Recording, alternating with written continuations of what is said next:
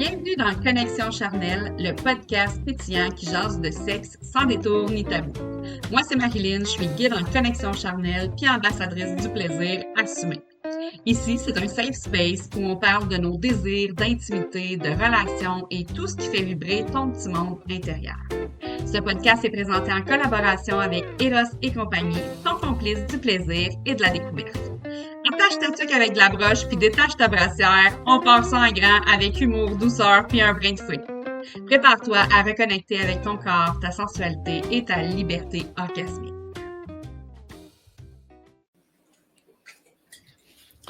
Donc aujourd'hui, on va avoir la chance de parler avec une coach en intimité. Bonjour Cyrielle, comment vas-tu? Allô Marilyn, ça va très bien et toi? Ça va super bien. Aujourd'hui, on va aborder le sujet de l'introspection, de se découvrir ou de se redécouvrir pour avoir plus de plaisir. Mais juste avant qu'on parle de ça, on va y aller avec notre petite question sexpert, question de mettre un petit peu d'éducatif dans notre podcast. Donc, je te pose la question aujourd'hui, vrai ou faux? Est-ce qu'un sommeil suffisant est nécessaire à une vie sexuelle épanouie? Moi, je dirais oui, parce que le bien-être, je dirais vrai, parce que le bien-être personnel est comme primordial aussi pour avoir une bonne vie sexuelle. Par contre, ça a l'air qu'il y a des études qui disent que quand on manque de sommeil, il semblerait que là, on a une plus forte libido. Ah! C'est un peu contradictoire. C'est ça, exactement. Mais on a plus de libido, mais notre sexualité est un peu moins épanouie. Bon, il faudra faire un juste milieu peut-être entre les deux. Fait que la réponse, c'est vrai, tu as bien raison. Je l'ai marqué ici. Dans le fond, ce qui donne comme explication dans le jeu sexpert, c'est que les gens qui dorment peu accordent généralement moins d'intérêt au sexe. Peut-être, tu sais, ça dépend aussi de la quantité de peu de sommeil. C'est sûr que si tu dors, tu sais, que tu travailles des 20 heures, peut-être qu'à un moment donné, le sexe, c'est pas ta priorité. Le manque de sommeil augmente le taux d'hormones de stress, de cortisol, ce qui nuit à la vie sexuelle. Donc, on sait très bien aujourd'hui que le cortisol, quand il y en a trop, ça a un impact sur notre vie. D'un autre côté, un bon rapport sexuel aide à s'endormir. Donc, et ça a beaucoup de bienfaits. J'en ai parlé dans le podcast que j'ai enregistré avant hier. Toutes les hormones que ça libère, en fait, au niveau du corps, quand on a des rapprochements, relations sexuelles, orgasmes, etc. On a beaucoup d'hormones, justement, comme ici, l'oxytocine et la vasopressine. Justement, les partenaires, ils se sentent plus proches l'un de l'autre quand ces hormones-là sont libérées. L'oxytocine, c'est l'hormone de l'attachement. Des femmes qui ont eu des enfants connaissent ça parce que il y a beaucoup d'oxytocine qui est libérée lors d'un accouchement. Donc, voilà. Puis, ils disent aussi que ça fait un effet apaisant, justement, puis que ça favorise l'endormissement après l'amour. Donc, vous avez des troubles de sommeil? Ben, faites l'amour ou explorez votre plaisir personnel. Ça va peut-être vous aider à dormir. Donc, Cyrielle, toi, tu es une coach en intimité. Mm-hmm. Qu'est-ce que ça mange en hiver, une coach en intimité? Mais dans le fond, moi déjà, il faut savoir que je me spécialise plus pour les femmes. D'accord. Je me sens comme un peu plus proche, puis je trouve ça plus facile. Et aussi le fait que les femmes ont beaucoup de manquements, que ce soit en termes d'éducation ou de se laisser aller au plaisir. Fait que c'est pour ça que je me focalise plus sur les femmes. Après, ça n'empêche pas que si c'est en couple, tout ça, c'est tel que tel. Mais dans le fond, ça, c'est que j'accompagne les femmes à se redécouvrir, à découvrir leur plaisir, à explorer leur corps pour libérer les bonnes hormones, puis à améliorer leur communication, dans le fond. Parce que souvent, en tant que femme, on n'ose pas nécessairement parler de nos envies qui peuvent être tabous, entre guillemets. Je dis entre guillemets parce que en soi, pour moi, il n'y a quand même pas grand-chose qui serait tabou, mais donc elles n'osent pas parler de leurs envies. Fait que moi, je veux vraiment pousser les femmes à parler de leurs envies, à comment est-ce que je peux communiquer ça à mon conjoint ou ma conjointe que j'ai envie de faire telle affaire, ou venir aller chercher leur plaisir, se toucher, se caresser, ne pas avoir honte, se déculpabiliser, puis surtout, là, prendre plaisir à se faire plaisir. Tu sais? C'est comme tellement important. Oui, puis là, si jamais il y a des hommes qui nous écoutent, quittez pas la conversation. Parce que vous pouvez apprendre plein de choses intéressantes pour aider votre partenaire à s'épanouir sexuellement. Et si votre partenaire est épanoui, ben, vous allez probablement être plus épanoui vous aussi, comme ils disent en anglais, happy wife, happy life. Donc voilà. Écoute, à ton accent, Cyrielle, on comprend que tu viens de l'Europe. Qu'est-ce que tu as noté, en fait, quand tu es arrivé ici, à part le fait que tu devais comprendre rien du tout de ce qu'on disait, mais par rapport à l'ouverture, à la culture de la sexualité en France versus ici, qu'est-ce que tu as remarqué en premier? C'est totalement différent, effectivement, parce que je trouve qu'ici, au Québec, il n'y a plus grand-chose qui est tabou. Il y a encore des tabous puis des croyances limitantes, là. Mais on parle beaucoup plus ouvertement des fantasmes, on parle beaucoup plus ouvertement, mettons, le sexe anal. En France, là, oublie ça, c'est missionnaire, puis merci, bonsoir. Tandis que ici, tu sais, mettons, mes chums en France, c'était très basique. Tandis que ici, mettons, avec mon conjoint actuel, on explore bien des affaires, puis c'est comme what the fuck, tu sais, c'est comme OK, effectivement, on peut faire ça. Tu sais, c'est pas le même mindset, c'est pas le même mindset. Fait qu'il y a il y a une plus grande ouverture d'esprit ici, ce qui fait qu'on peut en parler plus ouvertement, avoir des podcasts comme le tien, pour pouvoir en jaser, éduquer, puis pousser de l'avant le fait de s'épanouir dans notre sexualité, dans le fond.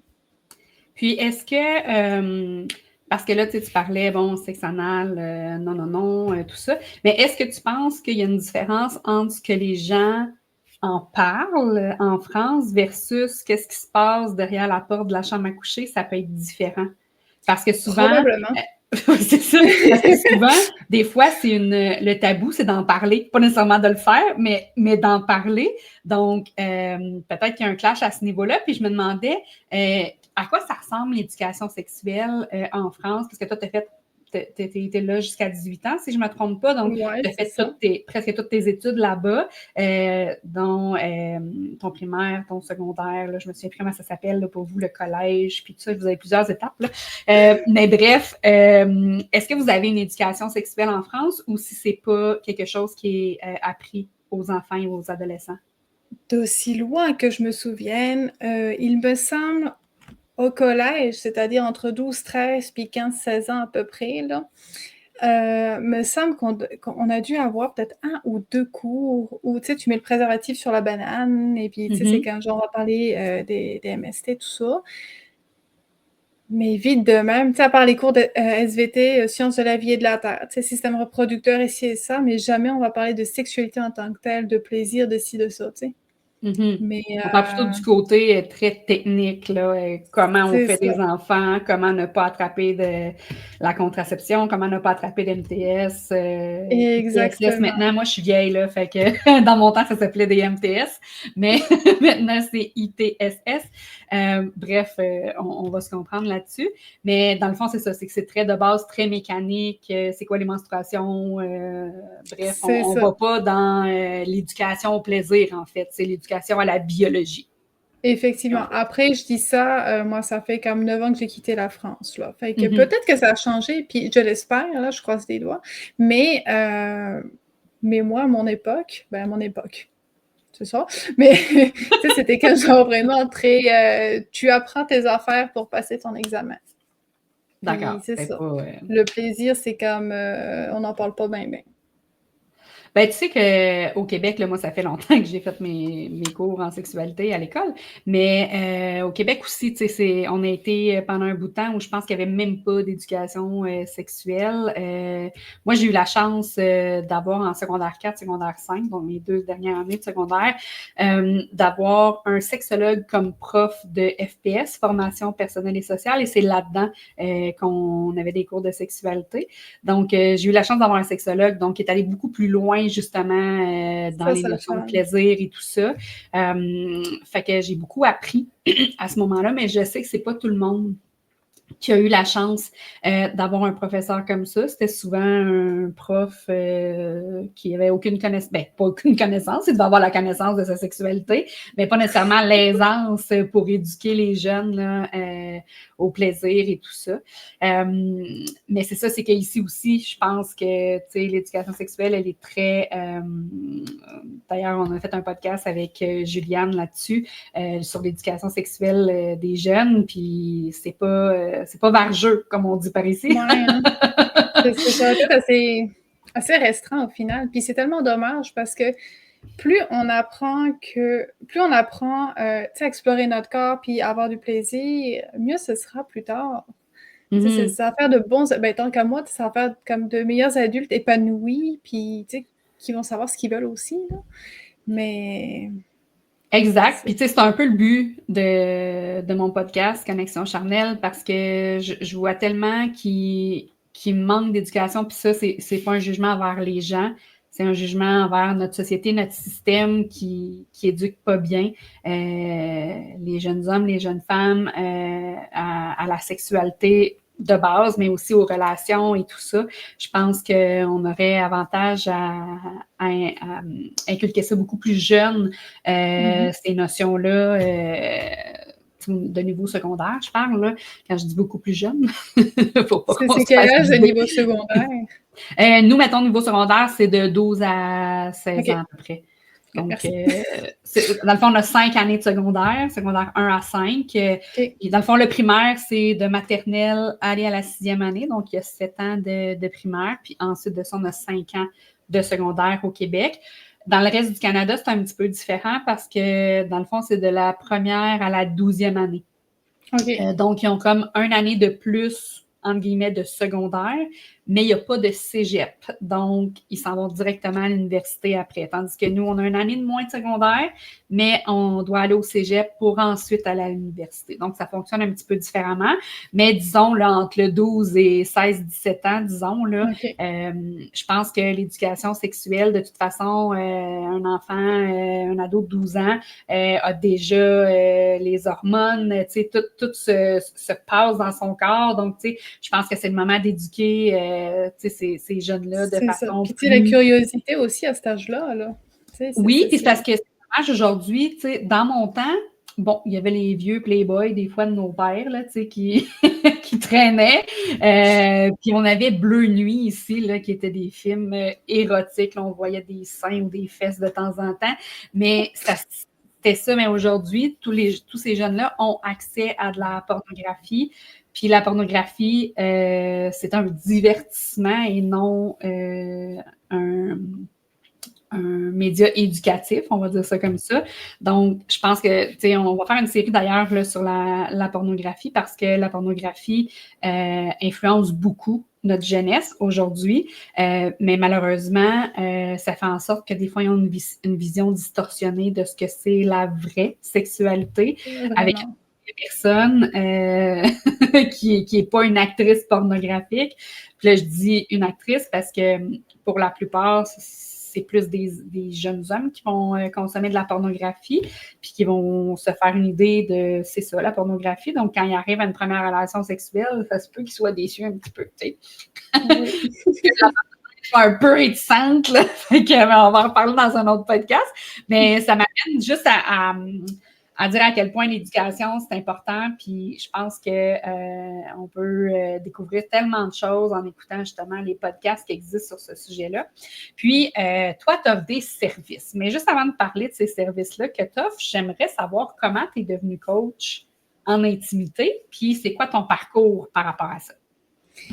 Dans le fond, c'est plus une expérience personnel. Puis en ce moment, je suis en train de faire une certification en sexothérapie parce que je trouve que c'est un bon complément, là. Je suis quelqu'un dans la vie qui aime ça la psychologie, j'aime ça la sexualité, j'aime ça comprendre comment et pourquoi on fonctionne, là. Fait que je me suis comme j'ai lu beaucoup de ressources, puis ça m'intéresse encore, puis encore, tu sais, je vais en chercher parce que ça le fun, tu sais, de comprendre comment on fonctionne, là, surtout en termes de sexualité. Tellement. Tu sais, c'est notre plaisir, là. Puis, je te dirais que ça s'est comme plus étalé sur plusieurs années. Tu sais, il y a 4 ans, j'ai vécu une relation avec un narcissique, puis j'avais une faible estime de moi, faible confiance en moi, puis niveau sexuel, c'était comme... J'étais vraiment plus sûre de moi, tu sais. Et quand j'ai compris mon problème, ben déjà lui, il s'est tassé tout seul. Puis je trouvais ça tellement rageant que, tu sais, il aille recommencer probablement avec d'autres jeunes femmes, là, tu sais. Puis c'est comme, j'aimerais vraiment ça aider les jeunes femmes, j'aimerais vraiment ça aider les jeunes femmes. Ensuite, j'ai comme, ben, là, avec ma grossesse, je vois beaucoup, trop de femmes qui ont cette pression justement de devoir recommencer à faire l'amour après avoir accouché, puis c'est comme mon Dieu, j'ai pas de libido, mon chum me dit qu'il va aller voir ailleurs et ci et ça. Fait que ça a comme été aussi un déclic que je veux les aider à prendre confiance en elles, puis à comprendre leur corps, pourquoi là tu viens d'accoucher, puis que tu sais, t'es pas capable d'avoir envie et ci et ça. Tu sais, parce que la charge mentale, on s'entend, elle liée comme pour beaucoup, là. Fait que c'est sûr que si monsieur, tu sais, c'est comme, il menace d'aller voir ailleurs, c'est comme, c'est ça. Puis ça aide vraiment pas à l'estime de soi, là, on s'entend, là. Non, ça l'aide pas au bien-être du couple non plus. Ah non, ça vient me chercher, par exemple. Là, je suis extrêmement chanceuse avec mon chum, pour vrai. Là. Puis, tu sais, c'est vraiment ça. Aider les femmes à reprendre confiance en leur corps, puis, tu sais, que ce soit des jeunes femmes ou des mamans qui viennent d'accoucher ou qui sont enceintes aussi, ou même des femmes plus âgées, tu sais, ben, il y a un manquement en termes d'éducation sexuelle, d'éducation du plaisir de soi-même. Fait que je veux apporter, je veux apporter, comment dire, je cherche l'expression, là, mais ma patte là-dedans, là, tu sais, je veux apporter, ta vision. C'est ça, je vais apporter ma vision là-dedans pour, tu sais, aider les femmes à reprendre leur confiance en elles. Puis je sais plus c'est quoi la question de base, là, je m'excuse. Ben en fait, c'est comment t'es devenue coach en intimité, puis c'est quoi ton parcours. Fait que, à date, t'as bien répondu. Ce que je comprends dans le fond, puis que je trouve le fun, c'est que c'est inspirant parce que c'est ton cheminement à toi qui a fait en sorte que tu t'es posé des questions, que tu vis des choses, puis que tu aimerais apporter justement ton expérience, ton expertise pour aider les autres femmes à surmonter ça plus facilement, j'imagine. Vraiment. Vraiment. Tu mets vraiment les bons mots sur ce que j'essaie de dire. Ben, tant mieux, ça veut dire que j'ai bien écouté ça. Maintenant, on va parler de tes services parce que là, tu es nouvellement maman d'un petit bébé de 5 mois. Je t'ai pas demandé tantôt comment il ou elle s'appelle. Il s'appelle Shan. Shan, c'est un très beau nom. Donc là, Shan est parti avec papa le temps qu'on enregistre le podcast. Ça, c'est vraiment le fun que papa prenne du temps avec bébé pour laisser du temps à maman.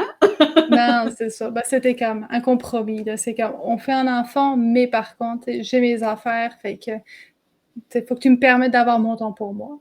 Fait que, oui, c'est une façon pour lui de t'apporter du soutien, de continuer de t'encourager dans ce que tu fais, puis que toi, tu puisses continuer de t'épanouir. Là, j'ai juste malgré la maternité, mais c'est pas ça que je veux dire. C'est avec la maternité, de continuer de t'épanouir en tant que femme, entrepreneur et tout ça. Je trouve ça vraiment le fun que tu aies un conjoint qui te soutienne dans ce sens-là. C'est vraiment intéressant parce que c'est pas toutes les femmes qui ont cette chance-là. Effectivement, je suis très chanceuse, là, honnêtement. Là. Ça, c'est ça. Il a un support énorme, là, pour vrai, là. Bon, ben, félicitations à papa. On aime beaucoup ça. De façon générale, là, je sais que tu ne fais pas de consultation privée, mais je sais que tu as, pour l'instant, parce que bébé est petit, mais je sais que tu as un journal en production, puis que tu as une formation. C'est ça, si je ne me trompe pas? Oui, ben, formation, plus un coffret de vidéos. D'accord. C'est vraiment... Est-ce qu'on en parlait ou... Oui. Je veux savoir ce que c'est. Je veux qu'on puisse dire aux gens ce que tu fais, ce que tu offres. Parfait. Avant de me lancer dans mes grandes explications, c'est surtout ça. Dans le fond, il y a quand même le coffret Renaissance sensuelle où ça, c'est comme genre 5 vidéos.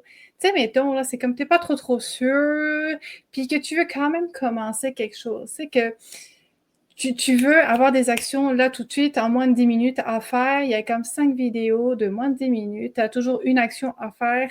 Je dirais pas basique, mais qu'il faut prendre le temps de le faire. Là. Tu sais, c'est comme genre de la visualisation. C'est, mettons, danser. D'ailleurs, là, pour ceux qui veulent, j'ai comme une playlist sensuelle. Là, si je peux leur envoyer, là, juste à m'écrire en privé. Là, puis je vais comme leur envoyer la playlist sensuelle. Là. Puis ça fait vraiment bien quand on veut, tu sais, se setter, là. Tu sais, se retrouver et tout. Là. Puis c'est vraiment le fun. Là. Tu sais, c'est ça. Fait que là, on va parler de communication, comment exprimer ses besoins. On va parler de la confiance dans la sexualité. Tu sais, c'est quoi son rôle. On va parler aussi, j'explore 3 mythes qui sont dits dedans. Et j'ai comme un blanc de mémoire aussi sur le restant des vidéos. C'est pas grave, mais de toute façon, je vais mettre ton lien pour te rejoindre dans les notes de l'épisode. Donc, les gens vont pouvoir aller visualiser ce que tu offres. Mais dans le fond, ce que je comprends, c'est comme des petites vidéos, comme un peu un atelier vidéo, en fait. C'est ça, effectivement. Comme ça, qui va aider la femme à faire des étapes qui sont simples, mais efficaces pour aller justement se redécouvrir pour s'épanouir. C'est ce que je comprends. Exactement. Puis ton journal, lui, je sais qu'il est en production, il n'est pas encore disponible, mais j'ai vu passer hier dans mon fil d'actualité, justement, là, qu'on pouvait le précommander. Donc, parle-moi donc de ce journal-là. Le journal, là, il se veut vraiment être un outil d'introspection. Prendre le temps de le remplir un petit peu chaque jour ou quand tu as le temps, puis quand tu as le goût aussi. Puis là-dedans, j'allie éducation, justement, information, compréhension, action aussi, puis l'introspection. C'est comme, je vais venir te poser des questions, puis c'est comme, tu vas pouvoir réfléchir par toi-même en étant honnête avec toi-même. Souvent, c'est ça aussi qui est difficile, être honnête avec soi-même. C'est comme des croyances limitantes. Je vais te parler justement de... aller chercher c'est quoi qui te fait envie réellement.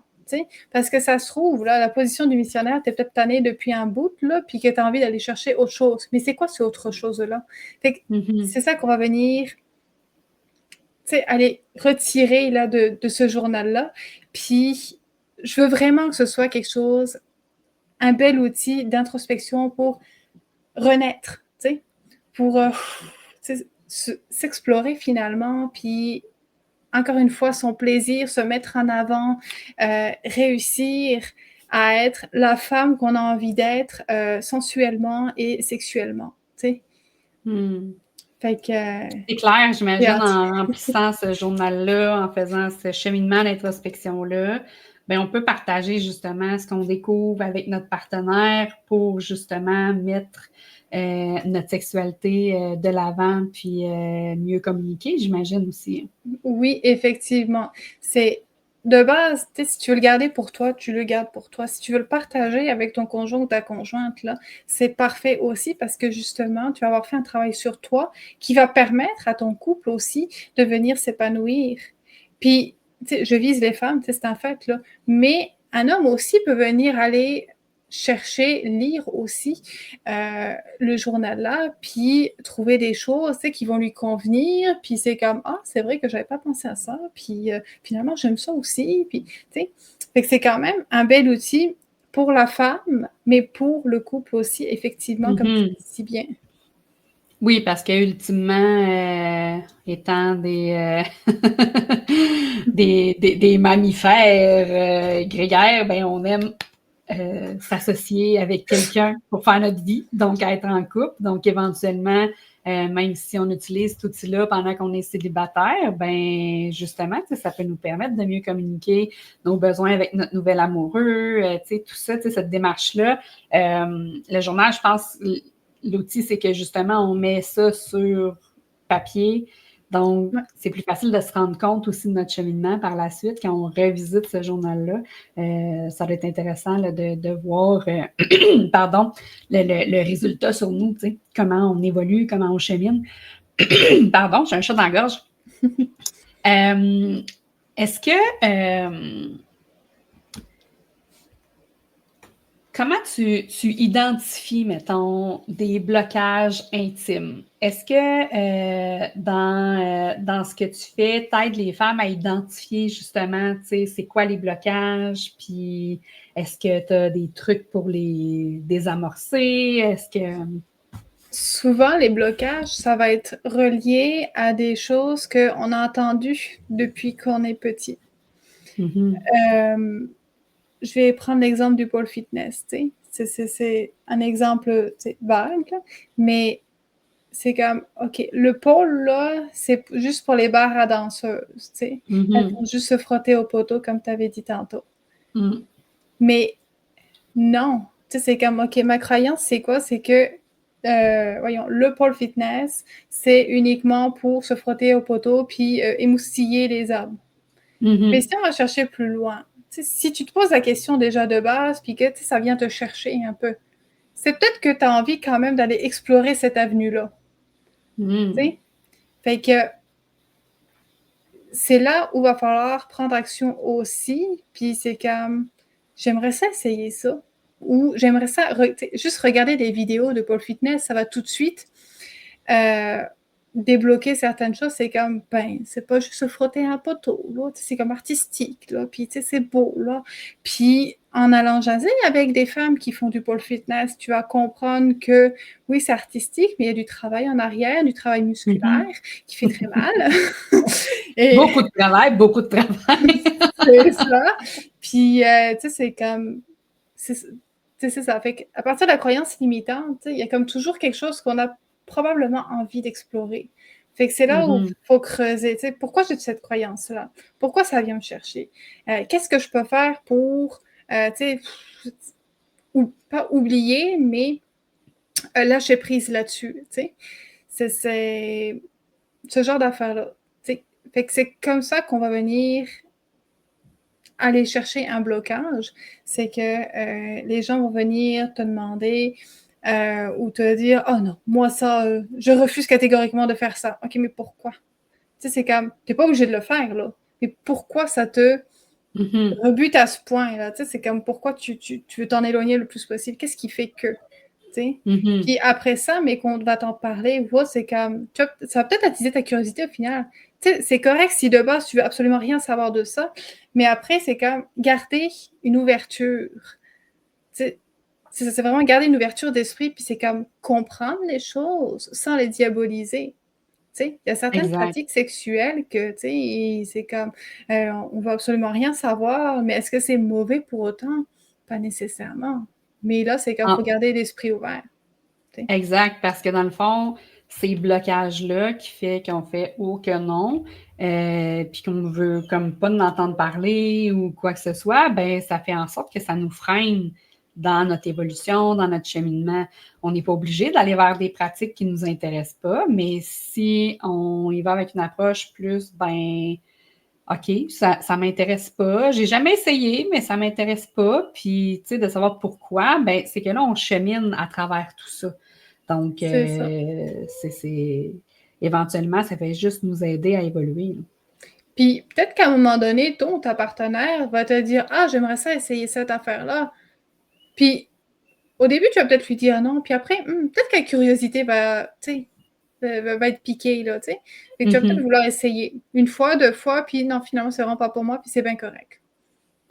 Oui, c'est ça. Parce que dans le fond, il y a autant de sexualité qu'il y a d'humains. T'sais. On n'est pas obligé de faire comme tout le monde. C'est pour ça qu'il y a l'idée d'apprendre à se redécouvrir ou se découvrir pour les gens plus jeunes. Ben, ça fait en sorte de dire, OK, moi, je suis à l'aise avec quoi? Qu'est-ce que j'aime? Qu'est-ce qui me fait du bien à moi? Parce que l'idée, c'est ça, la sexualité, c'est pas une tâche, là.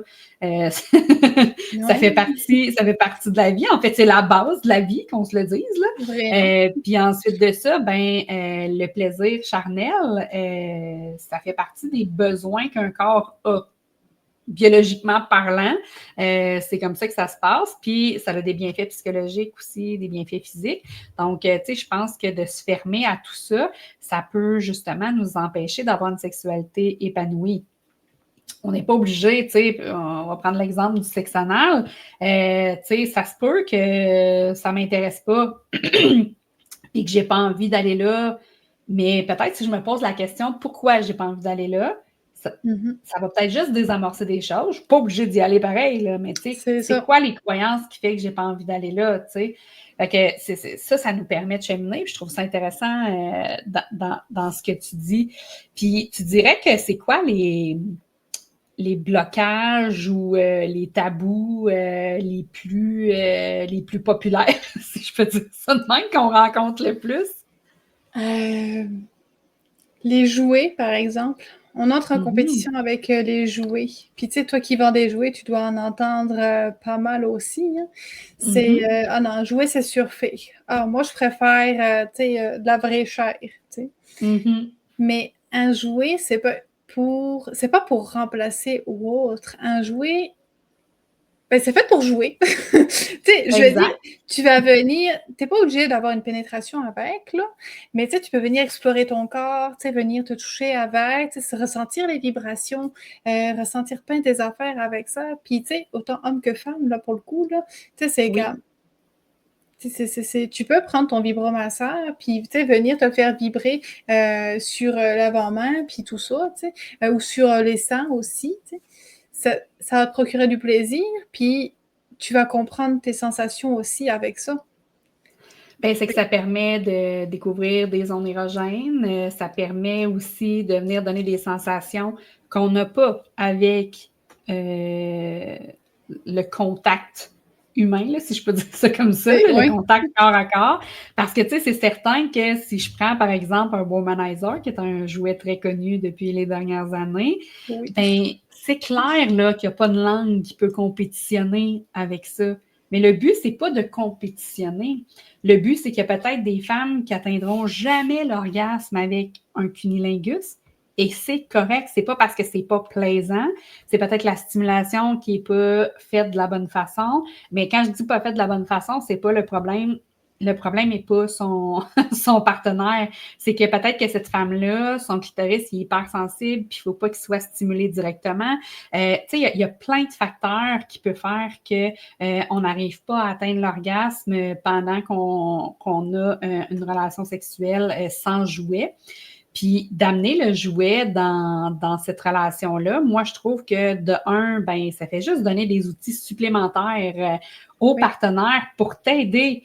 Fait que, au lieu, c'est surtout les hommes, tu sais, qui vont dire souvent ben là, non, là, tu sais, moi, il faut que ça soit moi, tu sais, qui la fasse jouir. Ouais, mais si c'est toi qui utilises le jouet sur ta partenaire, c'est toi qui la fait jouir, tu sais. Et ça, c'est souvent l'ego qui parle, puis leur souci de performance aussi, tu sais. Ils veulent performer eux-mêmes avec leur corps à eux, puis utiliser une aide extérieure, c'est comme juste non, je veux rien savoir de tout. Pourtant, faut sortir de soi, puis penser à sa partenaire, puis comment je peux lui faire plaisir. Parce que si l'autre a du plaisir, il va t'en donner fois 1000. Oui, puis c'est parce que si, par exemple, on prend l'exemple d'un couple hétérosexuel, là, si l'homme n'y arrive pas physiquement à faire atteindre l'orgasme à sa partenaire, ben il va avoir des frustrations parce qu'il n'y arrive pas. Puis elle aussi va avoir des frustrations parce qu'à un moment donné, elle aimerait peut-être ça, que ça fonctionne. Ça ne veut pas dire qu'elle n'a pas de plaisir, mais tu sais, à un moment donné, ça se peut qu'on aime ça une fois de temps en temps, atteindre l'orgasme. Puis d'ajouter un jouet ça peut aussi juste pimenter la vie sexuelle, tu sais. Oui. Fait que moi, j'aime beaucoup les jouets qui s'utilisent à deux. J'aime beaucoup ça, tu sais, qu'on peut utiliser autant toute seule, mais qu'on peut les utiliser en couple parce que justement, je trouve que ça vient aider à la relation, ça vient créer une chimie, ça vient, tu sais, fait que, puis il y a tout type de jouets là, qui existent. Puis aujourd'hui aussi, tu sais, c'est pas juste pour les femmes, c'est autant pour les hommes. Tu sais, on peut avoir des jouets qu'on peut utiliser pendant qu'on fait une fellation, par exemple, pour donner encore plus de sensations à notre partenaire. Tu sais, il y a plein de choses qui existent maintenant pour les hommes. C'est plus comme avant, là. Donc, il y a vraiment beaucoup, beaucoup de jouets puis d'outils. Puis, il y a aussi des produits aussi qui peuvent aider à désensibiliser, par exemple, ou à augmenter les sensations, autant au niveau féminin que masculin.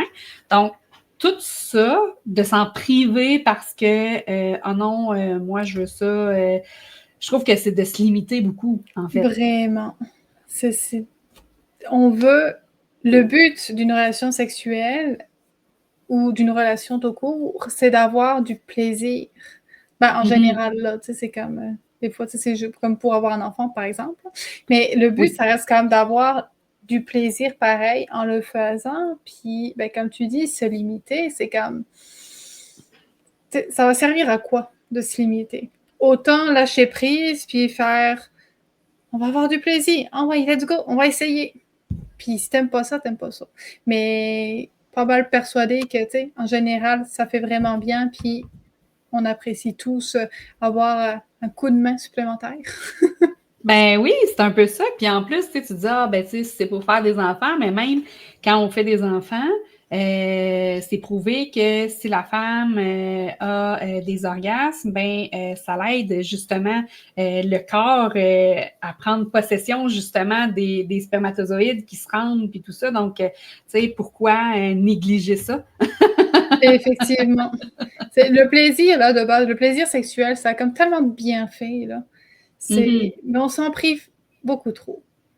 C'est tellement dommage. Ben, en fait, je pense qu'on se limite parce qu'on ne sait pas à quel point ça a des bienfaits, je pense. Tu sais, je pense que c'est comme pas tant connu, tu sais. Oui, OK, on a du plaisir, tout ça, mais à quel point ça peut avoir des bienfaits physiques, émotionnels, tout ça sur le corps, ben, quand on en prend conscience, ben, c'est là qu'on fait comme, oh, OK, j'ai vraiment besoin de ça dans ma vie, tu sais, je veux pas me priver de ça. Donc, tu sais, on a chacun notre rythme, on a chacun notre fréquence, tu sais, c'est pas, il n'y a pas de loi là-dedans, il n'y a pas de règles. Amen. C'est ça, exactement. Tu sais, donc, puis aussi, la masturbation, tu sais, ça peut être fait aussi pendant qu'on est en couple. Tu sais, justement, là, tantôt, tu parlais, tu sais, d'un conjoint qui va... on parle de cet exemple-là là, parce qu'il me vient à l'idée, mais, tu sais, mettons, la femme vient d'accoucher, puis le conjoint, ben, il a envie de sa conjointe, mais elle n'est pas là, tu sais, je veux dire...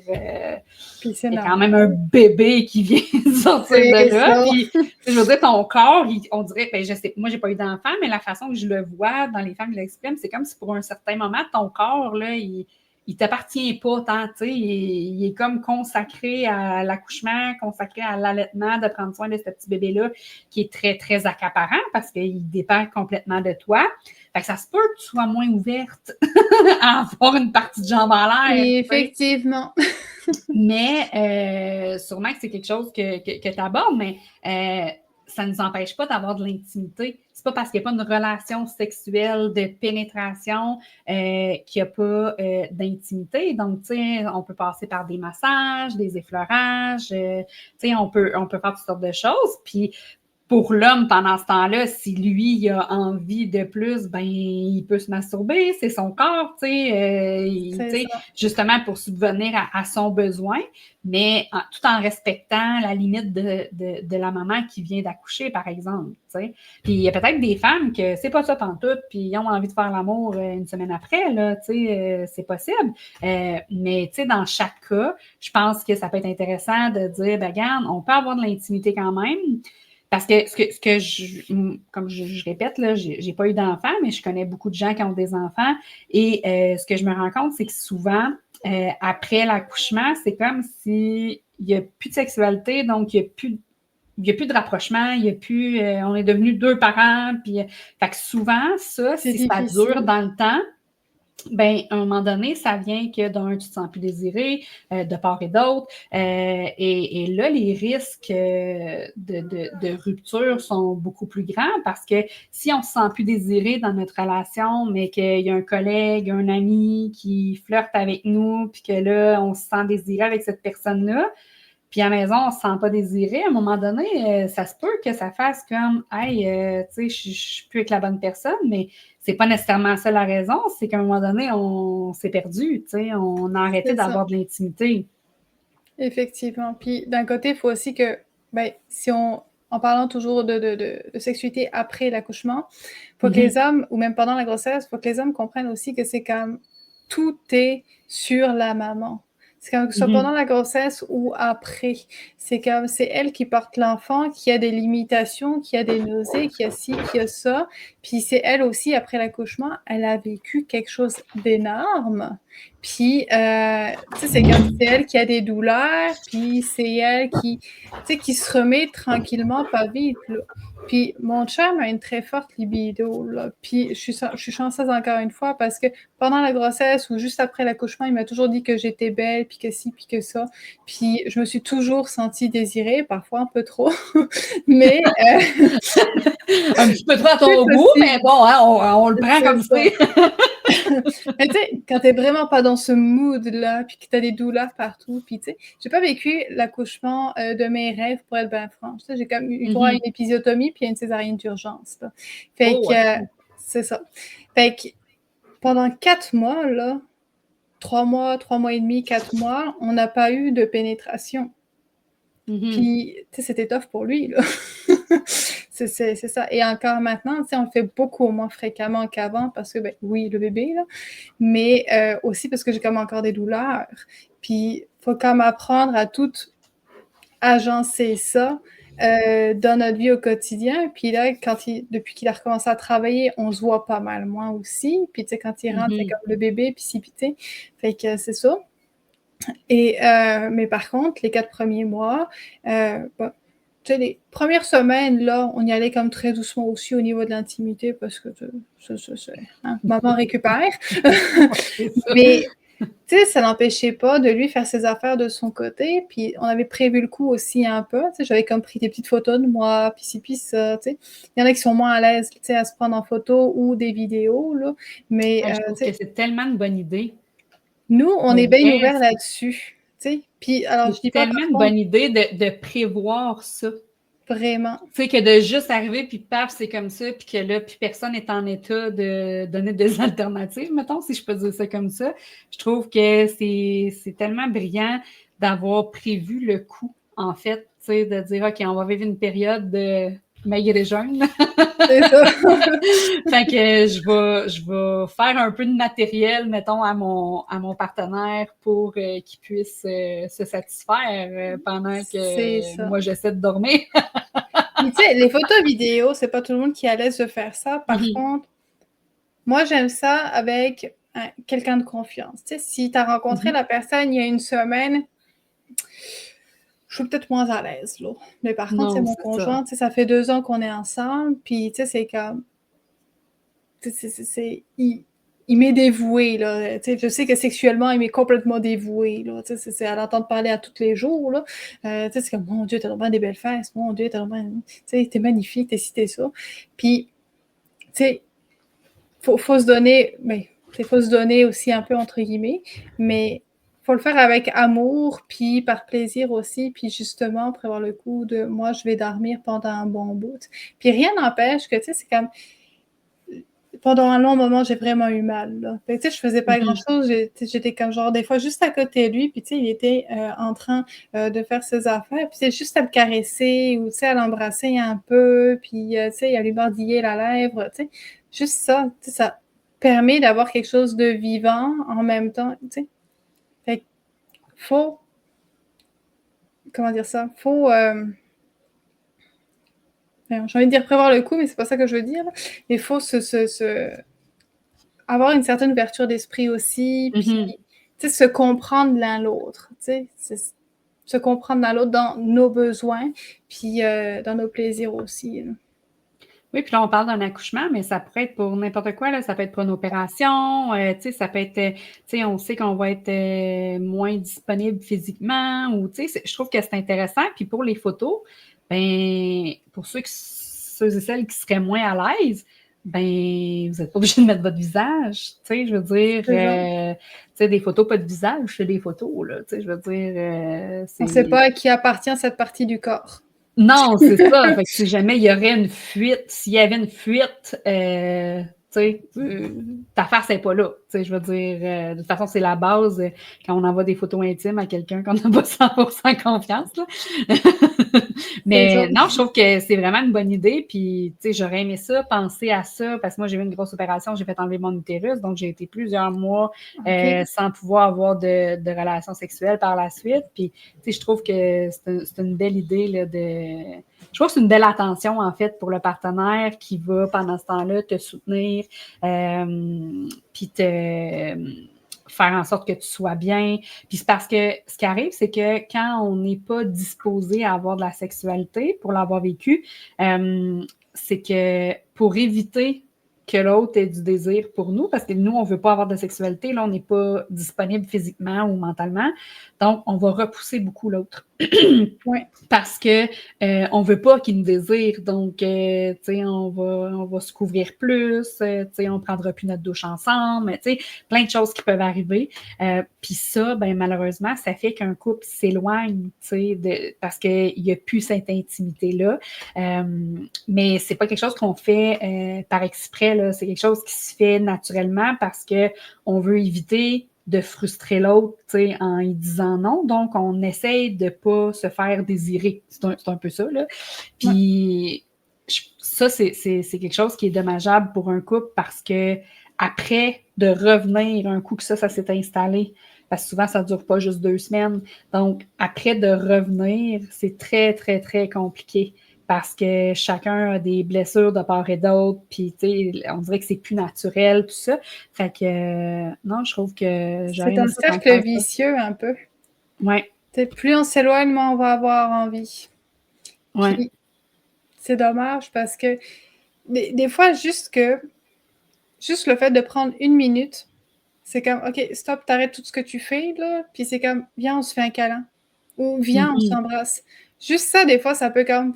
faire tomber la pression, puis, OK, non, elle m'aime encore, elle me désire encore, ou inversement, il me désire encore, il m'aime encore, c'est comme, parce que ça passe à travers les baisers, ça passe à travers le toucher, les attentions, tout ça, fait que, des fois, juste 1 minute le matin, c'est comme, quand on est pressé, puis tout ça, c'est comme, OK, stop, on va prendre le temps, on va s'embrasser, se faire un câlin, peu importe, là, ou avant le coucher, on va s'embrasser, se faire un câlin, puis, avoir la chaleur de l'autre, c'est comme, donne-moi tes bonnes ondes, là, je vais ressentir, tes vibrations, puis, sentir que, tu es proche de moi, puis que tu me veux quand même, et que, je respecte ton éloignement, parce qu'effectivement, comme tu dis, le rejet, surtout en termes de sexualité, c'est comme, c'est pesant, là. C'est vraiment pesant, là. Oui, puis c'est parce que la personne qui se fait rejeter, à un moment donné, c'est qu'elle, elle continue d'avoir des besoins, mais elle est juste comme frustrée de ne pas pouvoir répondre à ces besoins-là et elle ne sait plus comment faire pour revenir. Donc, ça amène une dynamique qui n'est pas nécessairement intéressante pour la pérennité du couple. Ça va venir mettre plein de petites écorchures puis de tout ça dans la relation. Donc, je pense que de le prévoir, ça ne veut pas dire que ça va être parfait, là, mais de le prévoir, de dire, OK, là, dans le cas current, mettons, OK, on va avoir un enfant, tout ça, la sexualité, ça va être pour un temps moins disponible ou moins fréquent, peu importe, de s'en parler avant, ben fait en sorte qu'il y a beaucoup moins de frustration après parce qu'on s'est préparé mentalement, psychologiquement. L'autre chose, ben c'est que si on a mis des choses en place, puis que là, je ne veux pas dire qu'on met des efforts, mais qu'on s'applique. à dire, OK, justement, comme tu disais tantôt, ben garde, c'est important qu'on continue de se faire des câlins, c'est important qu'on continue de dormir en cuillère, c'est important que, tu sais, ben ça fait en sorte qu'il y a des actions qui sont prises, malgré le fait que là, il y a un changement momentané dans la vie sexuelle, tu sais. Effectivement, prévoir d'avance, ça permet de limiter les dégâts. Parce que, comme tu dis, ce ne sera pas parfait, là. Mais au moins, il va quand même déjà y avoir une base neutre. Puis après, ça va vraiment permettre de venir se poser, puis en jaser calmement ou un peu moins calmement des fois, mais de trouver une solution commune après pour, OK, il y a ça qui est mis en place, qu'est-ce qu'on peut faire d'autre? Comment on peut aller chercher notre intimité? Puis quand on parle d'intimité, c'est pas uniquement sexuel non plus. Là. C'est comme se reconnecter à l'autre, puis se sentir vu, être vu, être écouté, puis par l'autre. Exact. Je trouve ça vraiment intéressant. Je pensais pas qu'on s'en irait là, mais pour vrai, je trouve ça vraiment intéressant ce qu'on vient d'aborder. Si on pourrait faire un podcast juste sur ça. Est-ce que dans ce que tu fais, est-ce que tu t'adresses plus à des femmes en couple ou célibataires ou il n'y a pas de tendance, là? Ben, il n'y a pas vraiment de tendance parce que, tiens, on en a jasé déjà un petit peu tantôt, c'est que quand tu fais ton introspection de toi-même, que tu sois en couple, ben, si tu es célibataire, ça va comme te permettre d'avoir du plaisir, d'avoir du fun avec toi-même. Puis une fois que tu vas être en couple, tu vas pouvoir mieux exprimer tes besoins, tout ça. Et si tu es en couple, justement, si tu es avec quelqu'un, ben, tu vas apprendre à te connaître, encore une fois, puis tu vas pouvoir en faire profiter ton couple tout de suite. Fait que, c'est comme au final, c'est l'important, c'est la femme. C'est l'important. C'est le couple, les deux, mais c'est le plaisir qu'une femme peut avoir, peut en retirer de tout ça. Mais en fait, c'est parce que on a beaucoup mis le plaisir de l'homme en priorité. Oui. Depuis des belles lurettes. C'est ça. Donc, c'est pas parce que le plaisir masculin est plus important. C'est juste que de mettre d'avant le plaisir féminin fait en sorte que la femme va se sentir plus épanouie dans sa sexualité, puis ça va en faire en sorte qu'elle va être beaucoup plus ouverte avec son partenaire aussi. Donc, les deux sont gagnants. Oui. Puis, oui, la sexualité de la femme, elle n'est pas compliquée, elle est juste un peu plus complexe parce qu'il y a plus d'étapes un petit peu, peut-être, qu'un homme. Les hommes, de toute façon, on les voit là, quand ils sont jeunes, il y a un coup de vent, puis pouf, ils sont prêts. Le désir spontané, il est bien facile pour les hommes. Pour les femmes, ça va être plus réactif. Donc, ils ont besoin d'être... je donnais l'analogie l'autre jour, c'est comme un pick-up diesel. Là. Un truck diesel, là, avant, tu ne startes pas ça de même. Il faut que tu fasses chauffer les go plugs avant. Donc, une femme, c'est un peu ça. J'aime ça ton analogie. Imaginez, messieurs, là, que votre femme, là, c'est un truck diesel. Si vous ne chauffez pas les go plugs, ça se peut qu'elle ne parte pas à frette. C'est comme ça. Puis l'hiver, quand c'est plus hostile, ben il faut plugger ça. Puis, bon, donc, il faut entretenir cette chose-là. J'aime beaucoup cette analogie-là parce que pour les hommes, c'est facile à comprendre. Tandis que si on essaie d'expliquer les phases du désir chez la femme, c'est peut-être moins concret pour un homme. Mais le fait de dire, OK, c'est pas plus compliqué, c'est juste qu'il y a des étapes de plus à faire parce qu'on est différent. On est juste fait différemment. C'est ça.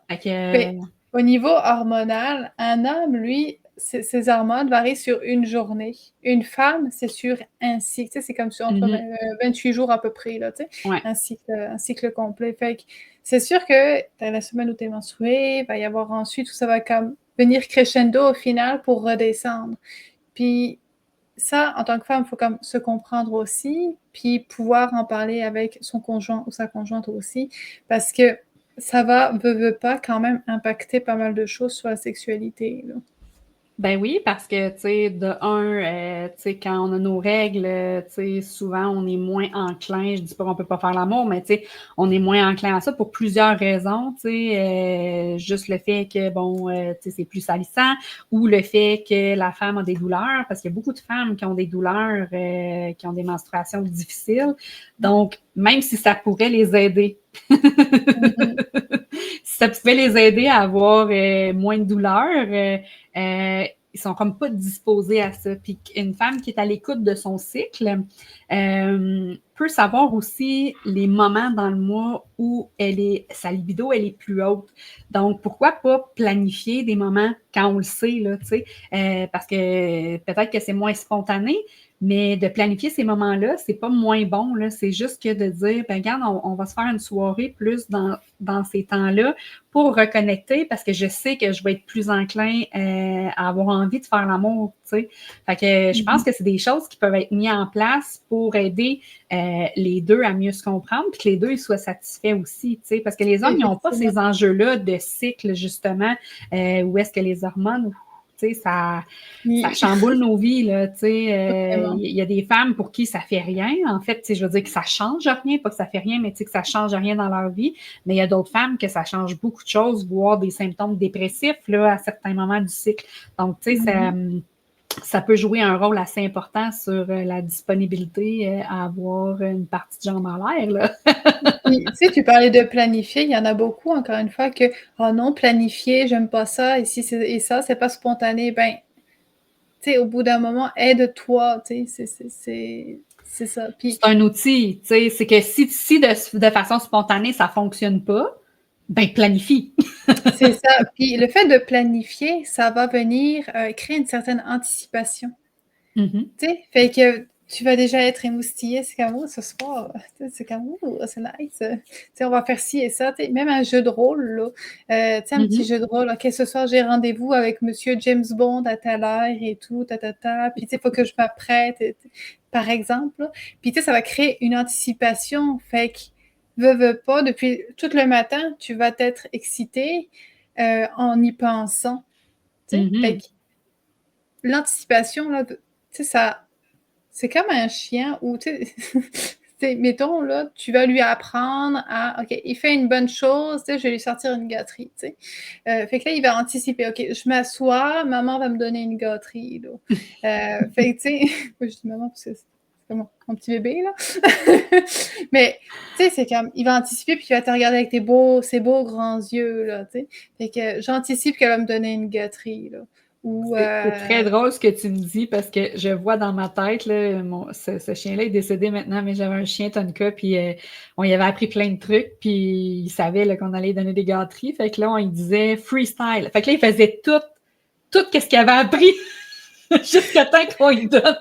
Ils sont bien énervés, là. Oui, oui, Hey! c'est ça. Il faisait assis, couché, debout, dans de la pâte. Tu sais, il faisait tout ce qu'on y avait appris en boucle tant aussi longtemps qu'on lui donnait pas sa gâterie. Tu sais, c'est ça. Tu sais, il était excité de dire l'incitation. Puis l'autre chose, c'est que, tu sais, mettons, on prépare un voyage, par exemple. Là. Ouais. Tout le plaisir qu'on a à préparer notre voyage, OK, je vais aller là, tout ça, ben, c'est le même, l'anticipation avant le voyage, souvent, est quasiment plus plaisante que le voyage en lui-même. Donc, tu sais, l'anticipation d'avoir une soirée d'amoureux ou, tu sais, de prendre du temps pour nous, peu importe. Puis, c'est pas parce qu'on s'est prévu une soirée qu'on est obligé de terminer ça par faire l'amour avec pénétration ou quoi que ce soit. Tu sais, on peut se prendre un moment pour se câliner, tout ça, puis tant mieux, tu sais, si ça se rend là, puis si ça se rend pas là, ben c'est pas grave, on a passé un moment ensemble, on a connecté, puis ça, de connecter comme ça, ben ça fait en sorte qu'on a le goût, tu sais, plus après. Exactement. Puis tu sais, y aller comme sans attente avec du lâcher-prise, tu sais. C'est comme, je redonne un exemple de mon chum et moi, l'autre soir, j'ai fait, ben c'était pas à Saint-Valentin. J'ai mis des matelas au sol avec une splash dry dessus, tu sais, comme pour venir le masser, tout ça. Puis tu sais, j'avais pas prévu pantoute qu'on allait faire quoi que ce soit d'autre, OK? Parce que je suis comme vraiment fatiguée en ce moment. Mais finalement, tu sais, ça a fini comme ça a fini, là, tu sais, en apothéose, entre guillemets. Puis, Oui, tu sais, oui. il était comme bien content, là. Puis, mais tu sais, si ça avait fini là, il n'aurait pas été déçu, tu sais. Fait que, il n'aurait pas fallu, en tout cas. Puis, c'est comme, OK, parce que je le préviens, c'est comme, là, t'attends pas à rien, là. C'est comme, ça va être juste un bon massage parce que, tu le mérites aussi, tu travailles fort, puis c'est comme, puis que je veux te montrer aussi que je t'aime, puis qu'effectivement, ces derniers temps, des fois, on se déconnecte un peu, mais on essaie de se reconnecter comme on peut. Fait que ça a comme aidé à ça aussi. Puis, fait que c'est ça, c'est comme si ça finit avec une relation sexuelle, tant mieux, fine. Mais il ne faut pas avoir d'attente. Parce que c'est quand on a des attentes qu'on devient déçu puis frustré. Puis c'est ça qui est bien, bien plate. Non, c'est clair. Puis, tu sais, qu'il y ait un happy ending ou pas, l'important, c'est que tu es reconnecté. Puis, souvent, en tout cas dans mon expérience personnelle, tu sais, si mon partenaire, il prend le temps de me jouer dans les cheveux, de me masser, ben mon désir réactif, il arrive, là, c'est pas tellement long, là. Fait que même si j'avais pas ça dans l'idée au début, ben ça se peut que mon idée, elle change, Fait que... Fait que, tu sais, c'est de l'essayer, je pense, pour ceux, justement, qui vivent des moments qui ont des carences, tu sais, au niveau de l'intimité, parce que ça arrive à toutes les couples, tu sais, peu importe, tu sais, que tu aies des enfants ou que ce soit autre chose. Tu sais, mon partenaire, actuellement, moi, il fait de la neige, donc, tu sais, il est contremaître sur la neige, il est jamais là. Quand il est là, il dort. Fait que, tu sais, c'est un moment où est-ce qu'on n'a pas vraiment le temps d'avoir beaucoup d'intimité. Fait que, tu sais, quand il est là, on se câline, tu sais. Fait que, mais c'est ça peut être, tu sais, ça peut être autant du côté de l'homme qui a moins de disponibilité que du côté de la femme, tu sais, pour les travailleurs saisonniers, par exemple, des fois, tu sais, c'est plus intense. Donc, tu sais, c'est de s'adapter puis de faire en sorte que son couple ne se perde pas là-dedans. Parce que c'est facile, là, c'est tellement facile de se perdre puis de faire peur, on met ça de côté puis la vie continue. Mais si on veut que ça fonctionne puis de continuer bien dans notre relation, ben, je pense que c'est important de mettre ça de l'avant. Puis, moi, dans une relation précédente, je ne l'ai pas fait, puis ça a fait en sorte qu'on a fini par se séparer. Puis c'est pas parce qu'on ne s'aimait pas, c'est juste que à un moment donné, la connexion était plus pareille, on n'était plus au même niveau, il y avait du rejet de part et d'autre. Donc, c'est comme je disais tantôt, c'est difficile de revenir une fois que ça s'est installé. Fait que si je peux dire à ceux que c'est pas arrivé encore de mettre en application des trucs pour pas que ça arrive, ben... C'est ça. Dès maintenant. Oui, c'est ça, exactement. Puis, mettons, quand on travaille sur l'introspection, comme par l'entremise de ton coffret, tu sais, après combien de temps on peut s'attendre à des résultats? Puis là, par résultat, là, je parle pas de dire d'atteindre l'orgasme 3 fois par jour, là, mais de voir un changement dans notre vision par rapport à ça. Je te dirais que ça dépend des gens. Je te donne un exemple. Moi, quand j'ai commencé à travailler sur moi plus, je le faisais à tous les jours et j'y croyais déjà. Tu sais, mettons, se regarder le matin dans le miroir, peut-être se dire « je m'aime, je suis bonne, je suis capable », etc. Il y en a qui y croient pas. Pourtant, tu sais, ça vient travailler ton subconscient, puis ça va travailler, tu sais. Fait qu'au bout d'un moment, ton inconscient et ton conscient vont comme juste fusionner. Ce qui veut dire que si tu te dis matin et soir que tu es bonne, tu es capable, tu mérites de l'amour, tu mérites du plaisir, etc., ben ça va travailler, puis ça va devenir ta réalité au final. Fait que si tu es une personne qui n'y croit pas de base, que ça peut t'aider, que si, que ça va être un peu plus long qu'une personne qui a déjà une forte croyance. Puis ça dépend aussi de où tu pars. Tu sais, si tu as vraiment... Si, mettons, tu es un ou une jeune qui commence seulement ta vie active sexuelle, ben, ça peut être un peu plus long, effectivement, parce que peut-être qu'il y a des choses que tu vas pas oser faire ou peut-être que tu vas trouver ça neuneux, entre guillemets, parce que, ben voyons, danser tout seul devant le miroir, ben voyons donc, qu'est-ce que c'est que ça, tu sais? Mais, tu sais, au fur et à mesure de ta vie, c'est comme, en général, tu vas avoir une meilleure ouverture d'esprit. Puis c'est aussi l'ouverture d'esprit, ça a quand même un impact sur tes résultats, tu sais. Si tu es fermé d'esprit, puis c'est comme genre, ben voyons donc, qu'est-ce qu'elle me dit là? C'est sûr, Faut ça être va ouvert pas à marcher. essayer des choses pour justement avoir des résultats qu'on n'a jamais eu avant. Si C'est on ne ça. change rien, c'est sûr que les résultats ne seront pas différents. Mais comme tu parlais de danser, moi j'adore ça. Là, on fait juste prendre l'exemple. Que tu fais du ménage, tu te mets de la musique entraînante. Il me semble que le ménage est plus le fun, il se fait plus vite. Puis, donc, C'est ça. de prendre le temps de danser, d'avoir du plaisir sur de la musique que tu aimes, ben c'est clair que ça peut t'aider. Là. Ça peut t'aider à juste bien starter une journée. Vraiment. C'est le pouvoir de la musique sur nous a un très grand impact. Là. Si tu fais juste écouter des tunes down, puis que c'est comme quand tu es en peine d'amour, là, puis que tu écoutes des chansons d'amour, là, ben là, tu es tout le temps en train de pleurer, ben c'est ça, il y a d'autres choses là, qui est plus vivifiant, tu sais. Et c'est ça, tu sais, des choses qui te font du bien. Tu sais, il y en a que ça va être de la musique douce qui va les faire du bien, peut-être de se détendre, justement, puis tu sais, d'avoir plus accès à leur corps, tu sais, parce qu'ils sont détendus. Ça peut être toutes sortes de choses, mais de mon côté, en tout cas, mon expérience me dit que la musique, ça a vraiment un impact très important là, sur notre cerveau. Vraiment. Puis, tu sais, c'est ça, j'ai comme plusieurs playlists. J'ai comme ma playlist motivation, j'ai ma playlist sensuelle, tu sais. Quand je veux justement reconnecter à moi, je me mets ça avant d'aller sous la douche, puis tu sais, devant le miroir, c'est comme genre je danse, puis ci, puis ça, tu sais. Puis je chante aussi, au grand malheur de mon chum, là. Mais moi, je m'entends. Tu sais, quand on met de la musique, on s'entend pas chanter, là. Hein? Oui, c'est ça. Moi, je suis comme à fond dedans, puis je m'en fous. C'est mon chum à l'autre bout de la maison, là, qui m'entend, puis qui est comme, mon Dieu. Ben, c'est surtout s'il y a juste toi qui a la musique dans les oreilles, puis que tu chantes, puis il n'y a comme pas la musique, ça se peut. C'est ça. Ça se peut des fois que ça soit pas. Mais, tu sais, l'important, c'est que je me sens bien, puis, tu sais, c'est comme, il sait que quand je vais ressortir de la douche, je vais avoir une super belle énergie, puis, tu sais, c'est comme ça le fun aussi après. Puis dans la douche, tout le monde chante bien. Ouais, c'est ça. Puis, mettons, tantôt on a parlé des jouets qui pouvaient être un blocage. Y a-t-il un autre tabou qui te vient en tête qui freine le fait d'avoir du plaisir?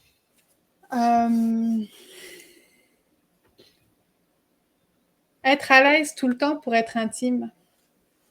Faut toujours être à l'aise pour être intime. C'est comme oui et non. C'est comme être à l'aise avec la personne, ça, je trouve ça super important. Mais être à l'aise pour faire quelque chose, je sais pas comment dire ça. Mais ben oui, là, mais si tu essayes une nouvelle chose, ça se peut que tu sois pas à l'aise tout de suite. Puis c'est en essayant 1, 2, 3, 4 fois, en étant curieux justement d'apprendre comment ça se passe que ok, finalement, c'est pas si pire. C'est comme genre, ok, je vais essayer. Tu sais, mettons, on va encore reprendre l'exemple de l'anal, là. Tu sais, l'anal, tu rentres pas tout de suite en waïdon, là, tu sais, surtout si c'est ta première fois, là. Ça prend de la préparation. Exactement. Tu sais, c'est comme tu vas venir, puis tu sais, ça dépend aussi de la personne. C'est comme si elle est déjà comme bien open à ça, ben tu sais, c'est comme tu vas peut-être y aller plus rapidement qu'une personne qui a un peu plus de misère à être, tu sais, à relaxer pour ça. Tu vas commencer à jouer un petit peu avec tes doigts autour de l'anus. Tu vas commencer avec un butt plug aussi. Tu sais, ça peut être du des petits glisse-doux, affaires. n'oubliez jamais le glisse-doux. Le glisse-doux, c'est quoi? Du lubrifiant. Ah, oui, ben oui. Non, oui, effectivement. Bien important. Ben, je fais une petite parenthèse parce que, tu sais, c'est important quand on parle de sexe anal d'y aller de façon sécuritaire parce qu'on peut se blesser. On aime, puis c'est pas une place que vous avez envie d'être blessé parce que c'est très pratique pour évacuer. Mais c'est ça, c'est d'y aller étape par étape, d'avoir un bon lubrifiant et de toujours utiliser, si on parle de jouets, des jouets avec un stopper. Parce que s'il n'y a pas de stopper, L'anus, ça l'aspire. Donc, vous pouvez peut-être perdre votre jouet et être pogné pour aller à l'urgence, expliquer que vous êtes tombé sur un jouet sexuel ou autre objet. Il y a des histoires tellement incroyables qui arrivent dans les urgences par rapport à ça. Donc, si c'est quelque chose que vous voulez essayer, essayez ça avec un jouet approprié. D'abord, tu parlais de butt plug, ben c'est fait exprès pour ça, tu sais, il y a un stopper, donc il n'y a pas de danger de le perdre. Puis, tu sais, souvent aussi, si on parle de sexe anal, il y en a qui sont fermés à ça, mais tu sais, il y en a qui vont aimer ça, mais ils n'aiment pas nécessairement le va-et-vient.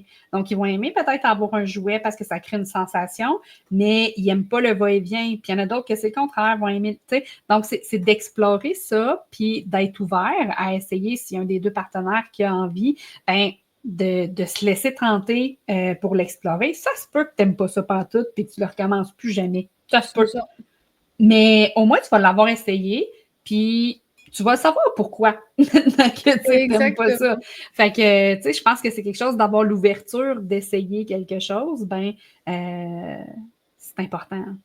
C'est ça. Puis, toi, en tant que conseillère chez Eros et compagnie, tu es comme capable aussi de conseiller les personnes pour, OK, on va y aller étape par étape, là, puis je te recommande tel jouet puis tel lubrifiant parce que ça fait bien pour l'anal.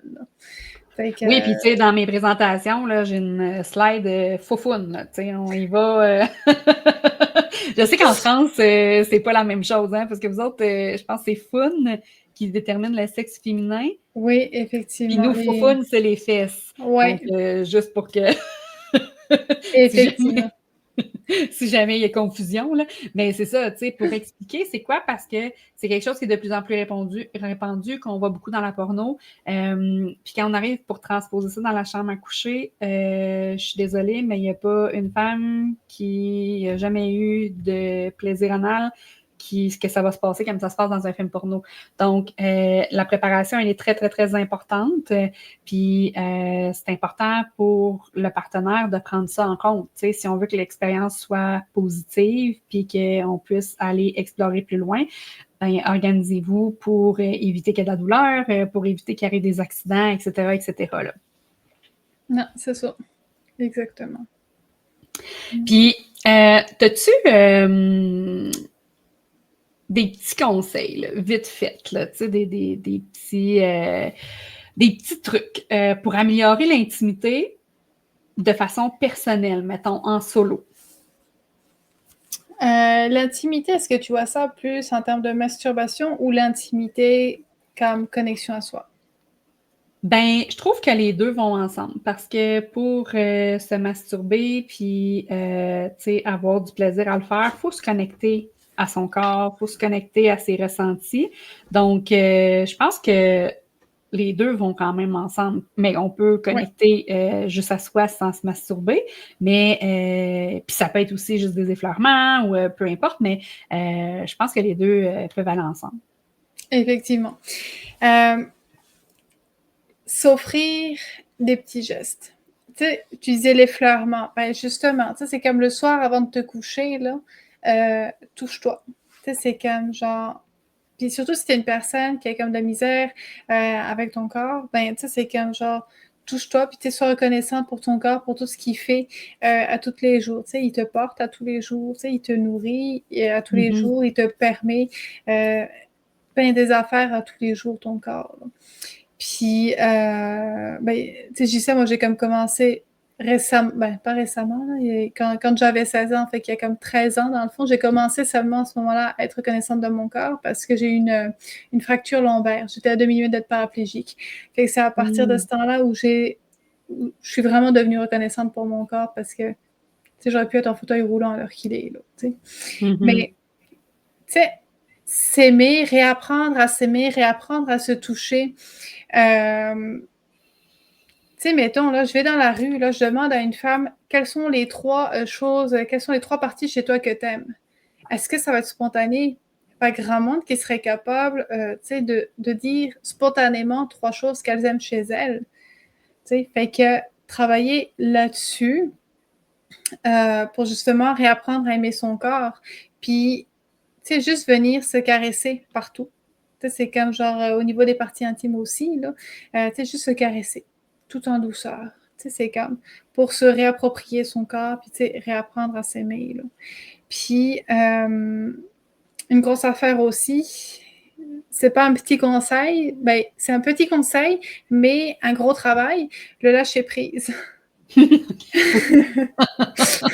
Un conseil simple, mais complexe à exécuter. Exactement. Puis je sais à quel point c'est pas facile. Je suis quelqu'un qui pense énormément. Je faisais beaucoup d'insomnie. Puis avec le lâcher prise, c'est comme ben, on apprend, on arrive à avoir des orgasmes, on arrive, c'est pas nécessairement tout le monde, mais tu sais, mettons, à squirter. Puis, tu sais, ben des affaires comme ça que, tu sais, si tu penses trop, si t'es trop dans ta tête, si t'es trop...